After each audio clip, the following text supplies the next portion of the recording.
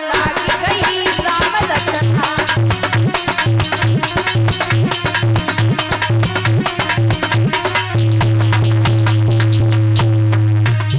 बाछोना को लाग गई राम रचना।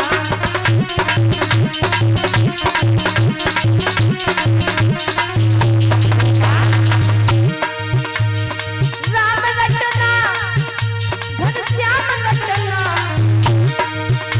अरे राम रचना घनश्याम रचना। बेटा को लाग गई राम रचना।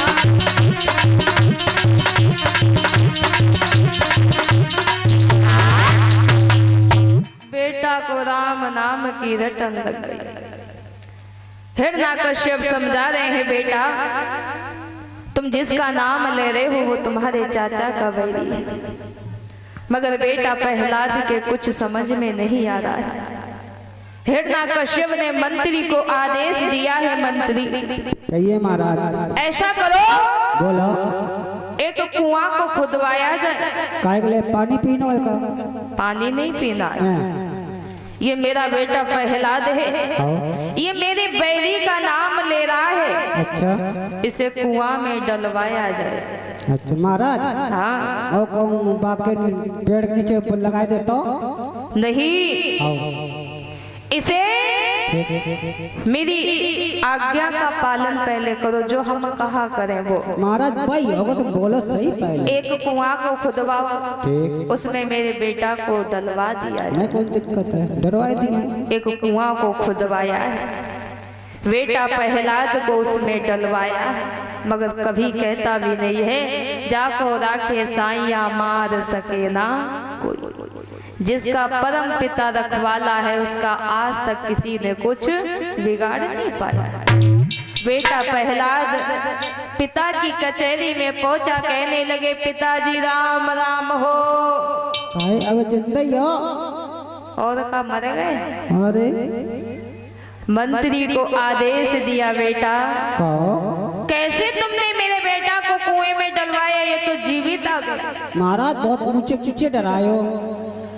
इसके ऐसे समझ में नहीं आएगा। बेटा बोलो। मान जाओ लाला, नहीं। तुम अपने ही पिता के बैरी का नाम क्यों ले रहे हो। मगर बेटा प्रहलाद के कुछ समझ में नहीं आ रहा। आज बेटा प्रहलाद कहने लगे पिताजी तुम्हें नहीं पता है राम नाम अत प्यारो लागे और पिताजी मोए मत मारो। हिरण्यकश्यप ने बाएं पकड़ी, रानी कयादू के पास पहुंचे, कहने लगे रानी कहो स्वामी। लो अपने बेटे को समझा दो, ये मेरे बैरी का नाम ले रहा है। रानी कयादू कहने लगी ठीक है स्वामी हम समझा देंगे, आप जाओ।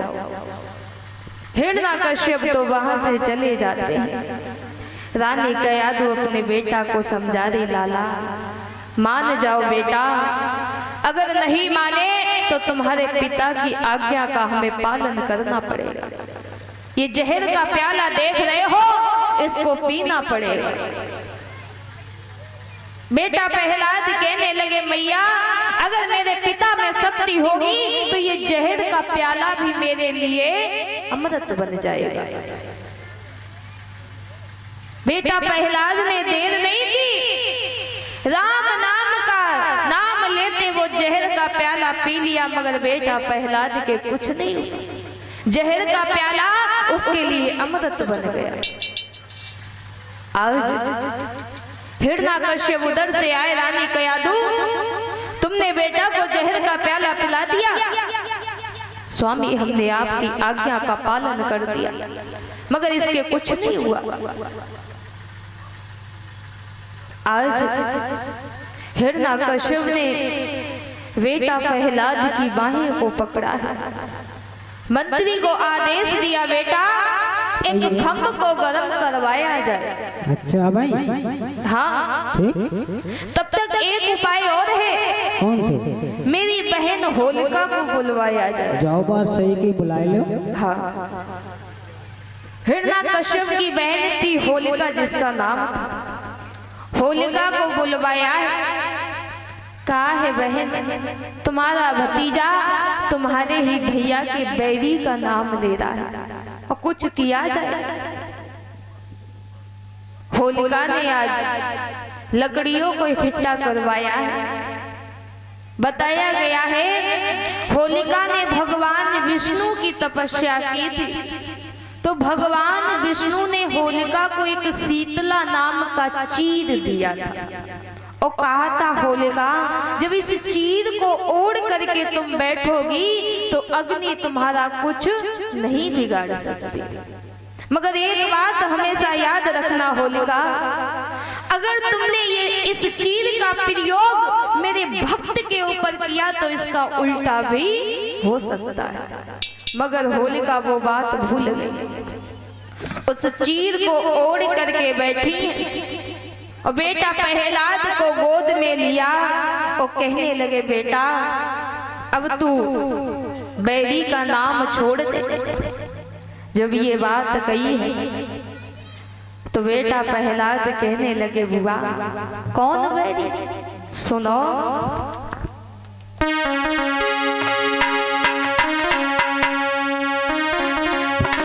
बुआ सुनो कि मेरे पिता को बुरो बताई रही हो, जाने संसार को पाल हुई है,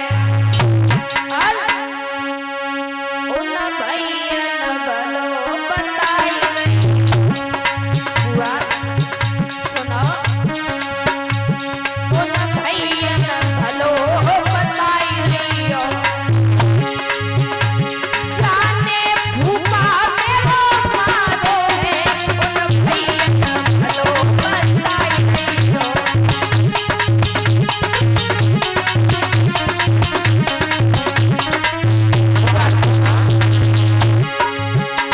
मेरे पिता को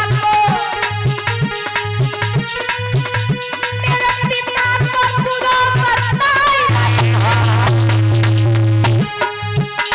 जाने संसार को और उन भैया न भलो बताई रही हो, जाने भूपा मेरो मारो है, उन भैया न भलो बताई रही हो।